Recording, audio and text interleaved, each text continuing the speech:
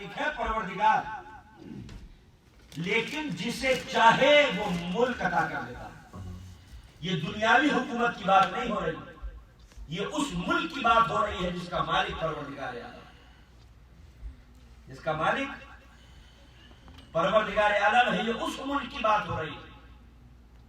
یعنی اس کی زبان وہ جسے چاہتا ہے اسے عطا کر دیتا ہے، جس کا مالک قل اللہم مالک الملک تؤتی الملک من تشاء، جسے چاہتا ہے ملک عطا کر دیتا ہے، وتنزع الملک ممن تشاء، اور جس سے چاہتا ہے ملک چھین لیتا ہے، وتعز من تشاء وتذل من تشاء، جسے چاہتا ہے عزت دے دیتا ہے اور جسے چاہتا ہے ذلیل کر دیتا ہے، جسے وہ عزت عطا کر دیتا ہے وہ طوق و سلاسل میں جکڑنے کے باوجود بھی عزت دار رہتے ہیں، اور جسے وہ ذلیل کر دیتا ہے وہ مسند حکومت پر بیٹھ کر بھی ذلیل و رسوا ہوتا ہے۔ جسے وہ ذلیل کرے اسے کوئی عزت نہیں دے سکتا، اور جسے وہ بلند کر کے عزت عطا کرے اسے کوئی ذلیل نہیں کر سکتا۔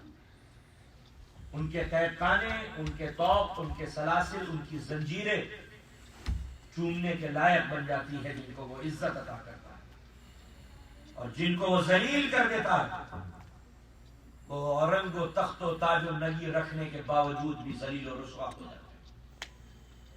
تو ملک کا مالک پروردگار عالم، جسے چاہتا ہے وہ ملک عطا۔ قریب آنا چاہتے ہو تو صدقہ دے کر آیا کرو۔ یہ فری کی جو تمہاری انٹری ہے یہ پروردگار عالم، پروردگار نے ٹیکس لگا دیا کہ جب آؤ بزم نبوت میں تو ٹکٹ لے کر آؤ۔ یا ایھا الذین آمنوا اذا ناجیتم الرسول فقدموا بین یدی نجواکم صدقہ، صدقہ دے کر آیا کرو۔ اگلے دن سے کرفیو لگا کو اکٹھا کرو۔ جب بنی اسرائیل کو اکٹھا کیا تو ایک بلند مقام پر حضرت یوشع ابن نون کو لے کر پہنچے، اور حضرت یوشع ابن نون کا ہاتھ پکڑ کے بلند کیا کہنے اعظم کے سامنے، اور اپنی انگوٹھی اتار کے یوشع ابن نون کے ہاتھوں میں پہنا دی اور کہا کہ میرے بعد یہ میرا جانشین اور میرا وصی ہے۔ یہ توریت کے اندر ہے،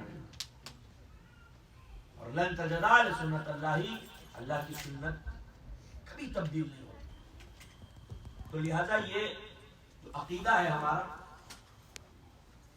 وصایت کا، یہ قرآن اور احادیث اور تاریخ سے ثابت ہے۔ ہر نبی کا ایک وصی ہوتا ہے، اور یہ وصی ولی ہوتا ہے یا نبی ہوتا ہے۔ ہر نبی نے اپنا وصی مقرر کیا اور رسول اللہ نے اپنا وصی حکم الہی کے تحت، اور بار بار یہ لفظ آئے ہیں روایتوں میں۔ صحیح بخاری میں لفظ وصی موجود ہے، علی میرا وصی ہے۔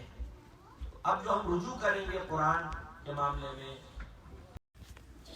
اس نے کٹی ہوئی انگلیاں مولا کو دی، مولا نے ہر کٹی ہوئی انگلی اسی مقام پر رکھ دی جہاں سے قطع کی۔ نہ لکیر تھی، نہ تکلیف تھی، نہ نشان تھا، نہ لہو کے قطرات تھے۔ ہاتھ ایسا ہی ہو گیا جیسے صبح تھا۔ پورا دربار آنکھیں پھاڑ پھاڑ کر اس منظر کو دیکھ رہا تھا۔ کسی نے آگے کہا مولا جو صبح کیا تھا وہ کیا تھا، یہ جو اب کیا ہے تو یہ کیا ہے؟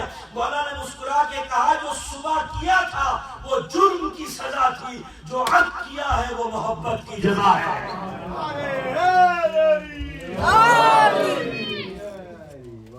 جو صبح کیا تھا وہ جرم کی سزا، جو اب کیا ہے وہ محبت کی جزا ہے۔ تو محبت وہ ہے جو کٹی ہوئی انگلیوں کو جوڑ سکتی ہے۔ یہ محبت، یہ آل رسول سے محبت کوئی معمول نہیں۔ محبت وہ ہے کہ جو ذرے کو آفتاب بنا سکے۔ بصرہ میں علی کے چاہنے والے محب یعنی صاحب اور شیعہ کم مائنورٹی، بصرہ میں یہ اعلان ہوا کہ حاکم آ رہا ہے شام کا، اور یہ بھی اعلان ہوا کہ اتفاقاً فرزند علی بھی کل